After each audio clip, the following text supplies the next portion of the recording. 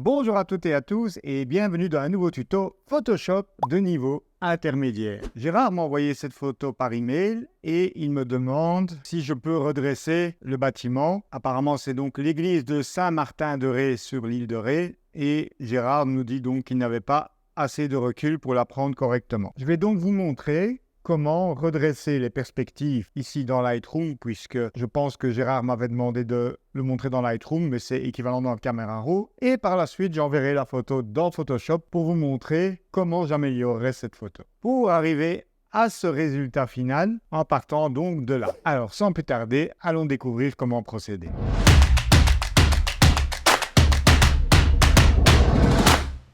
Tout d'abord, sachez que j'ai réalisé un article sur ce genre de situation où je vous montre donc la technique du vertorama, donc le panorama vertical. Donc si vous ne l'avez pas encore vu, je vous conseille d'aller voir. Il y a d'ailleurs l'article disponible au format PDF. Et donc ça consiste à travailler par bande à la prise de vue lorsque vous n'avez pas assez de recul. Mais bon, ici Gérard n'avait pas encore vu mon tuto, donc on va essayer de l'aider. Donc je vais passer en module développement pour redresser une image dans Lightroom ou Camera Raw. Vous devez aller dans l'onglet Transformation, qui est appelé Géométrie dans Camera Raw, malheureusement. Alors, on peut tenter Auto. Parfois, ça marche bien. Alors, ici, c'est pas bon. Donc, je désactive et on va plutôt utiliser donc celui avec Repères, ici, où vous pouvez cliquer directement ici sur cette icône. Ça vous affiche donc les repères. Donc, on va aller chercher quelque chose qui est censé être vertical fort à gauche et quelque chose qui est censé être vertical fort à droite. Il ne faut pas vous concentrer sur mon curseur, mais sur la loupe que vous voyez. Au passage, on voit qu'il y a des aberrations chromatiques. On ira corriger ça après. Donc, vous voyez, c'est orange cyan, verte cyan et magenta. Donc, je regarde le curseur qui est dans la petite loupe. Voilà. Et je viens placer en bas la ligne, voilà, ça fait une ligne. Et alors, on va suivre la gouttière ici. Donc, forcez bien votre regard dans le carré. L'erreur, c'est de continuer à regarder, en fait, dans l'image principale. Voilà. Si vous cliquez sur contraindre le recadrage, eh bien, ça va vous recadrer et enlever donc les espaces blancs, mais du coup, vous allez perdre pas mal de l'image. Donc ici, ce qu'on va faire, c'est annuler et on va tenter de remplir ces contenus blancs dans Photoshop. Donc, je vous fais un petit avant-après, avant, après, avant, après. Donc maintenant, on va envoyer l'image dans Photoshop. Alors, restez bien jusqu'à la fin. Parce qu'ici, je vais travailler avec la Photoshop Beta et je sais que beaucoup d'entre vous ont des problèmes pour faire passer les fichiers de Lightroom à Photoshop Beta. C'est lié à un bug. Adobe en est conscient, mais il faudra patienter la prochaine mise à jour. En attendant, en tout cas sur Mac, ici chez moi, ça marche, mais apparemment sur Windows, ça ne fonctionne pas encore correctement. Donc en fait, quand vous envoyez la photo, quand vous faites un clic droit, modifier dans Photoshop Beta, eh bien, il y a un message d'erreur qui apparaît après seulement parfois 2-3 minutes vous disant qu'il n'est pas arrivé à le faire et finalement la photo finit quand même par arriver. Enfin, dans la plupart des cas. Mais je vais vous montrer donc à la fin de la vidéo une méthode alternative que vous pouvez utiliser si vous n'avez pas envie de rétrograder vers la version précédente de la bêta où le problème n'était pas existant. Et je vous montre ça à la fin. Donc, moi, j'envoie la photo dans Photoshop, modifier dans Photoshop Beta. Hop, la copie avec les corrections Lightroom, comme ça je n'ai plus le redressement à faire. Alors, première chose que je vais faire, c'est corriger ces fameuses aberrations chromatiques. Donc ça, c'est quelque chose qu'il faut vraiment que vous fassiez en tout début de post-traitement. Donc je vous montre dans Lightroom, c'est très simple. Vous allez sur l'onglet correction de l'objectif et vous cochez supprimer l'aberration chromatique. Donc ici, comme je suis déjà dans Photoshop, je vais le faire dans Camera Raw, c'est pareil. Donc je vais dans Filtre, Filtre Camera Raw. Voilà, ici ça s'appelle Optique, ils aiment bien changer les noms d'un programme à l'autre. Et donc, on va cliquer donc sur la pipette ici, d'échantillonnage. On va venir zoomer dans son image très fort, voilà. Et je viens cliquer comme ça sur le vert, hop, vous voyez qu'il a disparu. Et pareil, ici, sur la bordure, vous voyez, c'est pas parfait. Donc, on peut ajuster avec le curseur quantité de vert, voilà, plus ou moins. On peut élargir un petit peu, voilà, vous voyez ici, en élargissant donc la zone qui est considérée comme verte, eh bien, j'ai pu supprimer donc les derniers trucs récalcitrants. Donc, on va valider par OK, voilà, commande 0. Alors, juste un petit truc, c'est possible que Du coup, j'ai désaturé les arbres. Donc pour ça, je vais afficher l'historique. Donc fenêtre historique et je vais revenir une étape en arrière. Donc vous voyez, ça a eu un impact assez léger sur les arbres. Donc ce que vous pouvez faire à ce moment-là, c'est utiliser le pinceau d'historique. Donc le pinceau d'historique se trouve ici. Je vous rappelle que si vous ne trouvez pas un outil, comme je vous l'ai montré dans une vidéo récente, vous pouvez aller dans l'aide et taper ici le nom de l'outil. Donc pinceau d'historique. Voilà, historique. Je clique ici, obtenir de l'aide et vous voyez, il vous suffit de cliquer ici. Il l'a entouré déjà à gauche et du coup, l'outil est sélectionné. Donc cet outil fonctionne de la manière suivante. Donc je ne vais pas cliquer sur l'étape ouvrir puisque sinon la suppression des aberrations chromatiques va disparaître, mais je vais cliquer à gauche sur la case. Du coup, vous voyez le pinceau d'historique, ça définit la source de l'état d'historique avec laquelle je veux repeindre. Et donc maintenant, si je peins ici, c'est un pinceau tel que le pinceau habituel. Je vais comme ceci, voilà, restaurer les arbres tels qu'ils étaient avant la correction de l'aberration chromatique. Et voilà, donc j'ai redonné le peps aux arbres. Donc je vous montre. Après le fil caméra, les arbres étaient devenus un peu plus ternes puisque j'avais réduit la quantité de vert dans l'image. Et là, ils reprennent un peu leur couleur d'origine. Voilà, comme ça, vous aurez peut-être appris encore quelque chose. Si c'est le cas, n'oubliez pas de mettre un pouce en l'air. Donc maintenant, je veux sélectionner. Alors, je vais prendre l'outil déplacement. Donc prenez l'habitude de toujours prendre l'outil déplacement comme outil par défaut. Vous pouvez l'activer simplement en appuyant sur V. Ça vous évite parfois d'avoir des outils qui vous perturbent pendant que vous naviguez dans l'image. Donc, je veux sélectionner les zones transparentes. Eh bien, la méthode la plus rapide, évidemment, il y a plein de méthodes, c'est de faire un commande ou contrôle-clic ici sur le calque. Donc, lui, il va sélectionner les zones non transparentes et maintenant d'inverser la sélection. Pour ça, sélection, intervertir, commande ou contrôle, Shift-I. Voilà. Et donc, à présent, vous voyez, j'appuie sur Q. C'est bien ces zones qui sont sélectionnées. Alors, pour remplir ces zones vides, je vais dilater un peu la sélection parce que, comme vous pouvez le voir, elle est vraiment au pixel près. Et donc, pour que le remplissage génératif que je vais utiliser puisse fonctionner, il faut mordre un petit peu à l'intérieur pour qu'il comprenne le contexte duquel il doit s'inspirer. Donc, pour ça, vous avez actuellement dans cette nouvelle barre contextuelle un accès direct à ces options. Donc, il suffit ensuite donc de cliquer sur dilater la sélection. Alors, on va mettre ici 10 pixels. Je pense que voilà, vous voyez, ça rentre suffisamment à l'intérieur. C'est évidemment dépendant de la taille de votre image. Et donc maintenant, je vais activer remplissage génératif et je ne vais rien mettre dans la fenêtre de prompt, mais simplement cliquer sur générer. Et on va espérer qu'il nous fait quelque chose de joli. Et voilà, donc je vais déplacer la fenêtre propriété ici afin qu'on voit bien l'entièreté de l'image. Donc on va comparer 1, 2 et troisième proposition. Franchement, ça se vaut. Allez, la 1 ici m'a fait des petites fenêtres. C'est très bien. Donc prenez l'habitude aussi, lorsque vous faites du remplissage génératif, de supprimer les variantes que vous n'utilisez pas pour désengorger le PSD. Donc ici, vous voyez quand vous survolez, il y a une petite poubelle. Hop. Et hop, voilà. Donc ça, c'est bon. OK, je vais renommer d'ailleurs ce calque arrière-plan. Donc pour ça, je vais dans calque, nouveau arrière-plan d'après un calque. Voilà. Et j'enregistre mon résultat puisqu'on a déjà fait quelques opérations. Donc commande ou contrôle S. Voilà. On va continuer. La première chose que je vais faire, c'est du nettoyage. Parce que voilà, tout le bas de l'image ici, il y a blindé de choses qui ne me plaisent pas. Donc pour ça, je vais faire appel au nouvel outil, supprimer, raccourci clavier J. Donc celui-là, hein, avec les deux petites étoiles, puisque c'est un outil supprimé aussi basé sur l'intelligence artificielle. Je crée un nouveau calque vide pour ça, que je vais nommer nettoyage. OK. Et on va venir nettoyer. Voilà. Hop. Hop, le sans interdit qui attire inutilement l'attention. Voilà. Ah, ici, je n'avais pas vu qu'il y avait une bâche aussi derrière l'arbre. Il nous a reconstitué un bout d'arbre. C'est très bien. Je vais jusqu'à la porte de l'église et c'est très bon. Et ici, voilà. Regardez, avant, après. Alors, tant qu'on est dans le nettoyage, il y a ces vilaines traînées d'avions qui, pour moi, nuisent au décor. L'antenne ici, je ne sais pas si c'est un truc de captation, c'est pas très esthétique pour un bâtiment historique. Et donc, on va encore supprimer quelques lignes d'avion. Voilà. Bon, après, il y en a vraiment beaucoup ici. Bon, là, j'ai un peu raté le coche. Hop. Hop. Et encore cette grosse ici. Alors, attention, là, elle m'a enlevé un bout du bâtiment. Donc, je recommence. J'ai fait commande Z.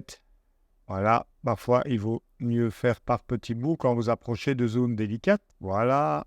OK. Voilà, on y est presque. Voilà, on épure un peu ce ciel que je trouve très peu esthétique avec toutes ces lignes. Voilà. OK, je continue.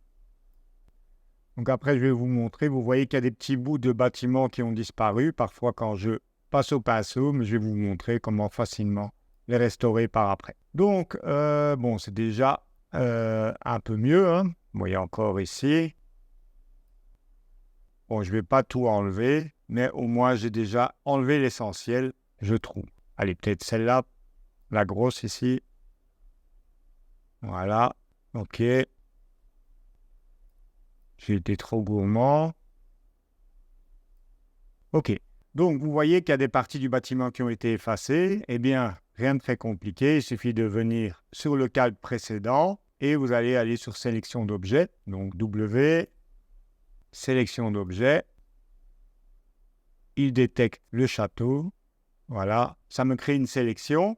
Et donc, je vais enlever cette sélection. Donc, je vais créer un masque pour que le calque nettoyage ne s'applique pas dans cette sélection. Donc, ici, c'est l'inverse de la sélection. Donc, je vais faire un Alt-clic sur l'icône de masque et ça vous crée donc une zone noire, voilà, où le nettoyage donc n'aura pas son impact. Je vous montre, si je n'avais pas utilisé le masque, vous voyez qu'il manquerait des parties du bâtiment. Voilà, donc ça, c'est le plus gros du nettoyage déjà. Alors, attention, le masque, en fait, cache également ce que j'ai fait en bas, que là, je voulais vraiment appliquer, hein. Donc, ce qu'on va faire, tout simplement, on va venir créer un dégradé de blanc vers transparent. Donc, on va d'abord prendre le blanc comme couleur d'avant-plan.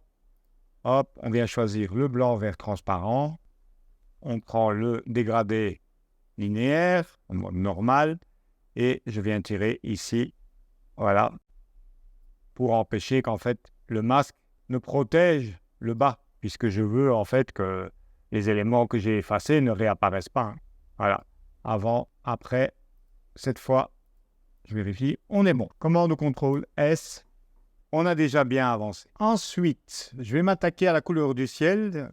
Désolé Gérard, mais je n'aime pas trop ce ciel magenta, donc je vais le remettre bleu, ce qui me permet par la même occasion de vous montrer comment utiliser la correction sélective. Donc je viens ici sur les calques de réglage et je vais opter pour correction sélective. Vous voyez les propriétés ici, je vais les déplacer, comme ça vous les voyez mieux. Ici, vous avez les trois couleurs RVB et les trois couleurs CMJN, ainsi que blanc, gris, noir. Ce qui nous intéresse donc ici, c'est les bleus en priorité. Et donc, ce qu'on va faire, c'est baisser le magenta dans les bleus. Donc, logiquement, notre ciel, voilà, avec un seul curseur, devient bleu. Si je vais trop loin, il commence à tirer vers le cyan. Donc, voilà, on va doser comme ceci. On peut baisser légèrement le cyan, peut-être monter le jaune. Un chouïa, voilà, un avant, après. Donc ça, c'est réglé. Donc, on va le nommer correctement. Correction ciel. Hop. Donc, comme il n'y a pas d'autres éléments qui ont cette couleur dans l'image, je n'ai pas besoin de créer de masque. OK. Et maintenant, voilà, on est déjà pas mal, hein. Si on revient d'ici, on va aller voir la photo dans Lightroom.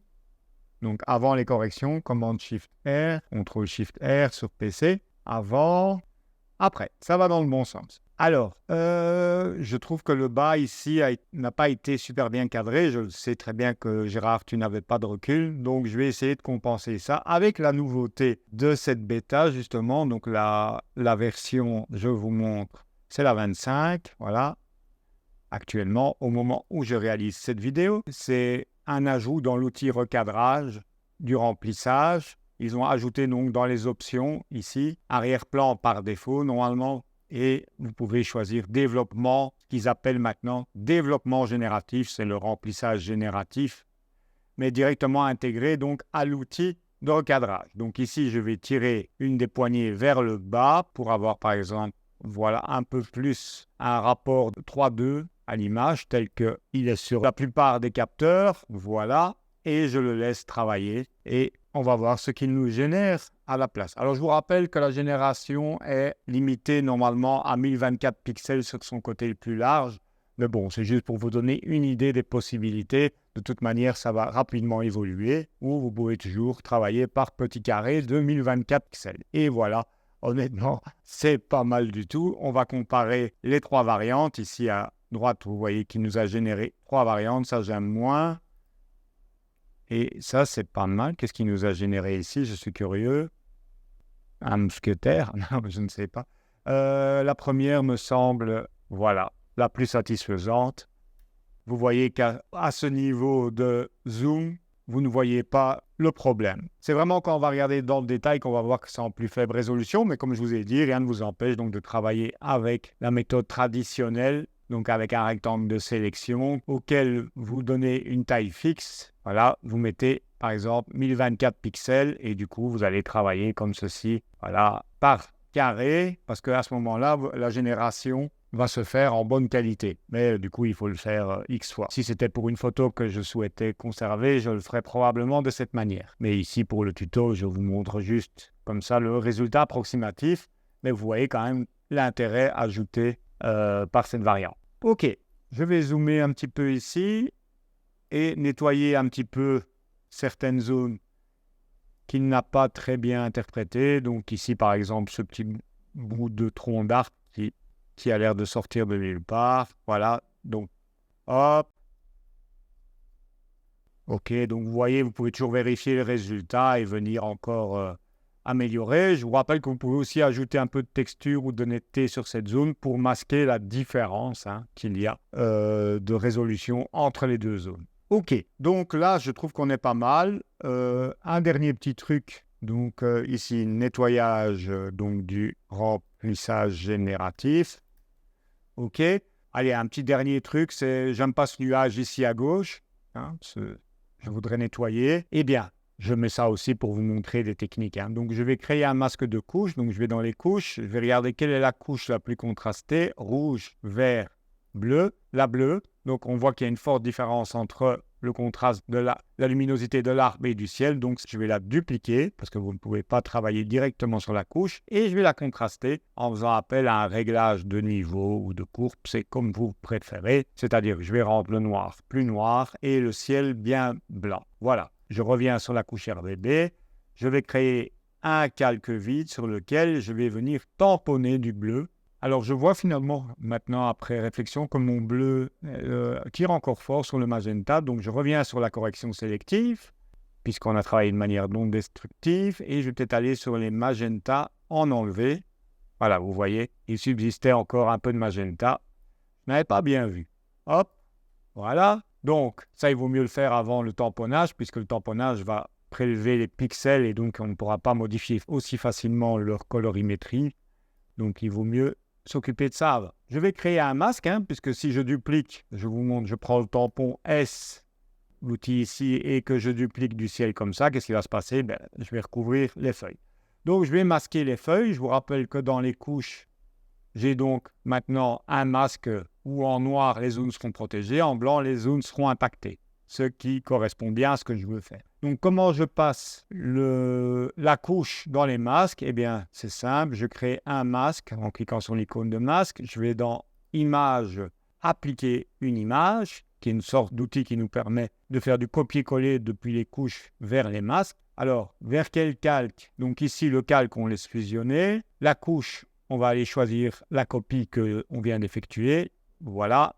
En produit ou normal, ici, ça ne ferait aucune différence puisqu'on était à la base blanc. Et je valide par OK. Et vous voyez qu'à présent, il m'a créé le masque. Je reviens bien sur mon calque pour faire mon tamponnage, non pas sur le masque, mais bien sur le calque. Vous voyez qu'il y a un petit cadre blanc autour. Cette fois, je peux reprendre mon tampon et y aller plus franco. Hop, voilà. Hop. Sans risquer d'impacter le feuillage. Alors, je vous rappelle ici que mon masque ne protège pas le bâtiment, donc je dois faire gaffe au bâtiment, mais par contre, normalement, j'ai une sélection du bâtiment que je peux rappeler ici en faisant un contrôle-clic, simplement. Et donc ici, maintenant, vous voyez que c'est l'extérieur du bâtiment qui est sélectionné, donc je vais pouvoir tamponner sans avoir à me soucier. Alors, il faut revenir sur le bon calque, sans avoir à me soucier, cette fois, du bâtiment, puisque la sélection temporaire que je viens d'activer le protège. Et voilà, commande 0, je dézoome, commande D pour enlever la sélection. Je vous montre donc le petit nettoyage de ciel. On pourrait faire pareil ici. Bon, vous avez compris le principe, je ne vais pas vous retenir plus longtemps. Je vais juste vous montrer donc un petit avant-après. Voilà la photo qui m'a été proposée par Gérard et voici donc ma correction et tentative d'amélioration. Alors, il y a encore des petites zones, il y a des... Ici, je pourrais peaufiner, je vois que c'est pas super propre, mais bon, vous avez compris le principe. Je trouve qu'on a pas mal amélioré l'image compte tenu d'où on est parti. N'hésitez pas à me dire ce que vous en pensez en commentaire, ça m'intéresse toujours. Si vous aussi, comme Gérard, vous avez des challenges comme ça à me proposer, je vous invite à me les envoyer par email. Je vous affiche mon email ci-dessous, contact@olivierroch.com. Donc évidemment, n'utilisez pas cette adresse email pour m'envoyer des questions. Est-ce que je dois acheter le Sigma 1835 ou que sais-je? Je ne suis pas très orienté matériel. Donc voilà, utilisez cet email juste pour m'envoyer éventuellement vos défis post-traitement Photoshop ou Lightroom. Je vous remercie encore d'avoir regardé cette vidéo. Le fichier original se trouve en description si vous avez envie d'essayer aussi, d'améliorer cette photo, pourquoi pas. Vous y avez vu pas mal de techniques telles que le pinceau d'historique, le recadrage génératif qui est tout nouveau. Et donc, comme promis, je vais vous montrer maintenant comment passer de Lightroom à Photoshop Beta lorsque ça bug. Et donc, à la fin de votre travail, vous enregistrez. Évidemment, il ne va pas revenir automatiquement dans Lightroom puisqu'on a utilisé une méthode alternative, mais je vais vous montrer une fois que c'est enregistré. Une fois dans Lightroom, vous passez en mode gris. Donc, je vais revenir dans le dossier où est normalement la photo, donc dans le dossier document. Oui, vous voyez, il est revenu. Si jamais ce n'était pas le cas, il vous suffit de faire un clic droit sur le dossier d'origine et vous faites synchroniser le dossier. Il va scanner. Alors évidemment, ici, il voit des photos qui n'ont rien à voir, hein, mais c'est comme ça que vous pourriez réintégrer la photo dans Lightroom. Alors, comme vous pouvez le voir, comme dans ma vidéo sur les badges et icônes dans Lightroom, on a un conflit de métadonnées. Ça veut dire qu'en fait, l'image a été modifiée en dehors de Lightroom. Oui, elle a été modifiée dans Photoshop. Donc, je vais importer les paramètres depuis le disque. Voilà. Et donc, vous voyez, les modifications que j'ai faites dans Photoshop apparaissent maintenant bien dans Lightroom. Si vous n'arrivez pas à envoyer votre fichier depuis Lightroom vers la Photoshop Beta, ce que vous pouvez faire, c'est enregistrer les métadonnées dans la photo. Donc, vous faites un clic droit, métadonnées, et vous choisissez enregistrer les métadonnées dans le fichier, ou raccourci clavier, commande, ou CTRL S. Une fenêtre vous prévient de ce qui sera fait. Donc ici, comme on est sur un JPEG, ça va enregistrer directement les données dans un JPEG. Si c'était un RAW, il va vous créer un fichier XMP. Voilà le fameux message. Et ensuite, vous allez afficher donc la photo dans le Finder ou l'Explorateur. Pour faire ça, vous faites un clic droit, afficher dans le Finder ou l'Explorateur. Ça va vous ouvrir une fenêtre de Finder. Voilà. Avec votre fichier, vous faites clic droit, ouvrir avec et vous allez choisir donc dans la liste des programmes Adobe Photoshop Beta.